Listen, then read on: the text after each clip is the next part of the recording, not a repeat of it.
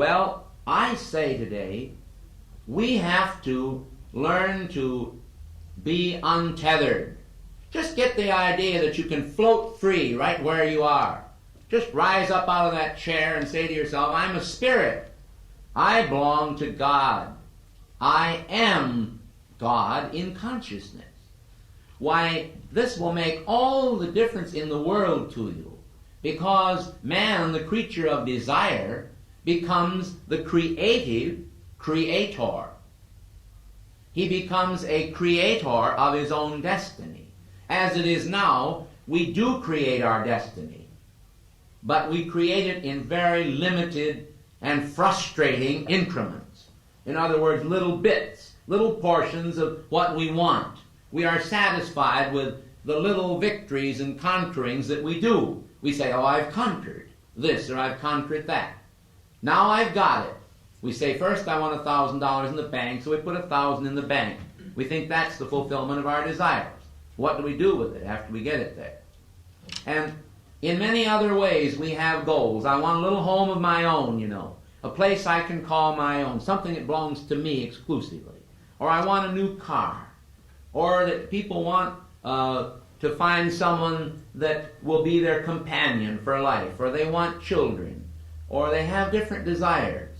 Well, most of these desires are worked out subconsciously. People simply have these desires, and then because they have them subconsciously, circumstances conspire, almost rotate around their being until the circumstances bring them the things that they want. But sometimes, like the story of the 3 wishes, they find that it isn't really what they want. Now, to cite the story of the 3 wishes, you've probably heard it before, where a woman wanted so bad to have 3 wishes, and the wizard said to her, he said, well, I will grant you 3 wishes. And so he did. And now she was faced with a dilemma as to what to wish for. She knew the wishes would come true. So she thought right away in terms of riches. And she said, I'm going to wish for $1 million. Well, it so happened that her husband's position was insured that day for $1 million at the mill where he worked. And that day he was killed. And so they brought him home in a pine box, and she received her $1 million check. The first of 3 wishes was then fulfilled. So, she thought on this. She said, I still have 2 wishes. There's still hope for me. What will I do now? She said, I know what I'll do. I'll have him resurrected. So I'll wish him alive again. So whatever she had to do, she did. And sure enough, the man rose from the dead, disturbed the graveyard, and come tromping on his way into town. And she heard his feet coming on the porch.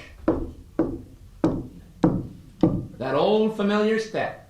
And before she could open the door, she real quick like wished him dead again. The 3rd wish was gone.